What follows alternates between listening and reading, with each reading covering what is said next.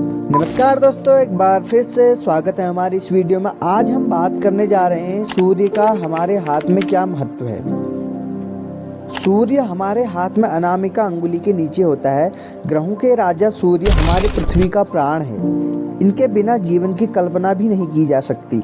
जहाँ तक हस्तरेखा विज्ञान का सवाल है तो इसमें सूर्य का क्षेत्र अनामिका अंगुली के मूल में माना गया है। कहा जाता है कि ऐसा जातक जिसके करतल में सूर्य क्षेत्र उभार लिए हुए हो, वह सदैव प्रसन्न रहने वाला, हास्य विनोद प्रिय, स्वस्थ और रूपवान होता है। उसके मन में चाहे जितने तूफान उठते हो, इसे वह दूसरों को कभी महसूस नहीं होने देता। ऐसे जातकों की सबसे बड़ी विशेषता यह होती है कि वे ललित कलाओं जैसे गायन, नृत्य, संगीत आदि के प्रेमी होते हैं, लेकिन अधिकांश लोग इसे नहीं सीखते। यदि वे इन कलाओं को सीखें तो बहुत आगे निकल सकते हैं तथा धन व प्रसिद्धि भी हासिल कर सकते हैं। इनकी एक अन्य विशेषता यह होती है कि इनके पेट में कोई बात नहीं पचती। दूसरों के मुख से सुनी हुई किसी भी बात को यह तत्काल किसी तीसरे के पास पहुंचा देते हैं या कहें कि इसके लिए प्रयासरत रहते हैं। ऐसा किए बिना उन्हें चैन नहीं मिलता। एक प्रकार से देखें तो हस्तरेखा विज्ञान के अनुसार ऐसा करना इनकी मजबूरी होती है। इसके अलावा बिना सोचे विचारे किसी से भी दोस्ती कर लेना और कालांतर में उसका दुष्परिणाम भुगतते हैं। इनकी एक अन्य कमजोरी भी है। ऐसी मान्यता है कि सूर्य से प्रभावित जातकों की नेत्र ज्योति कुछ कमजोर होती है। ऐसे जातक अपने जीवन में धन तो खूब कमाते हैं, लेकिन स्वभाव से उदार और दूसरों की मदद को तत्पर रहने की वजह से कई बार उन्हें बदहाली का सामना भी करना पड़ता है। हथेली पर त्रिकोण का निशान व्यक्ति को बनाता है धनवान। अगर अभी तक आपने हमारी वीडियो को लाइक नहीं किया है तो लाइक कर दीजिए, चैनल को सब्सक्राइब और वीडियो को शेयर जरूर कर दीजिएगा। चलिए हम बढ़ते हैं आगे को। नौकरी पेशा के मामलों में ये आसानी से उच्च पद प्राप्त कर लेते हैं जिनके हाथ में सूर्य अच्छा स्थिति में होता है, लेकिन वह स्थायी रूप से टिक नहीं पाते।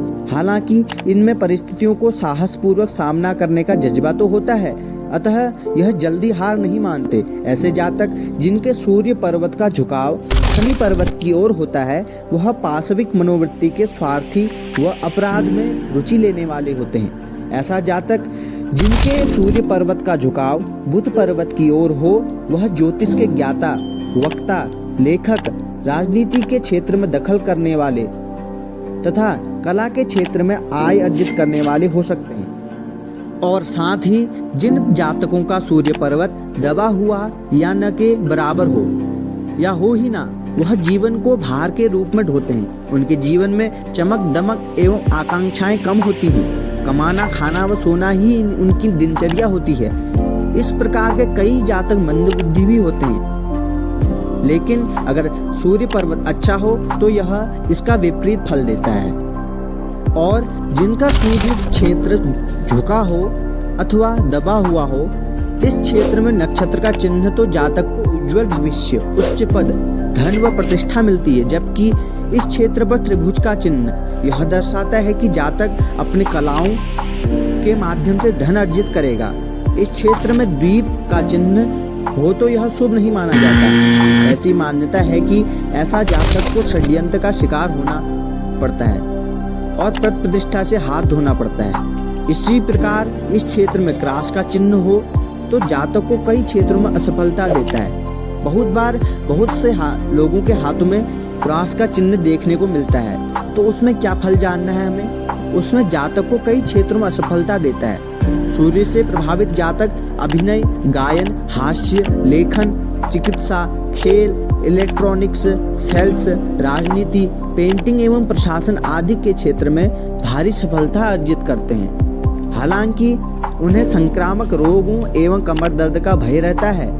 कम उम्र बढ़ने के साथ वह हृदय रोग, गुर्दे के रोग, जोड़ों के दर्द एवं गठिया रोग का भी शिकार हो सकते हैं। लेकिन ऐसा कब होता है? जब सूर्य पर्वत खराब स्थिति में हो, या उसमें कोई बिंदु हो, काला धब्बा हो, या उसमें कुछ कमजोरी हो, किसी ग्रह से वह दब रहा हो, तब ऐसी स्थिति में ये बीमारियां हो सकती हैं, ये रोग आ सकते हैं। ये तो हुआ जब सूर्य पर्वत हाथ में हो। यदि कभी कभी होता है कि बाई चांस हाथ में सूर्य पर्वत ही ना हो, तब क्या फल मिलेगा? इसे जानने के लिए जिन जातकों का सूर्य देखना होगा हाथ में, अगर उनके हाथ में सूर्य पर्वत दबा हुआ हो या न के बराबर या हो ही ना, तो वह जीवन के भार को ऐसे ढोते हैं कि उनके जीवन में चमक दमक एवं आकांक्षाएं कम होती हैं। बराबर वह जीवन को भार के रूप में ढोते हैं। उनके जीवन में चमक दमक की आकांक्षाएं कम होती हैं। कमाना, खाना व सोना ही उनकी दिनचर्या होती है। इस प्रकार के कई जातक मंदबुद्धि भी होते हैं। उनका दिमाग ठीक से काम नहीं करता। कभी कभी उन्हें जो कार्य ठीक लगता है वही कभी उसे निराशाजनक बना देता है।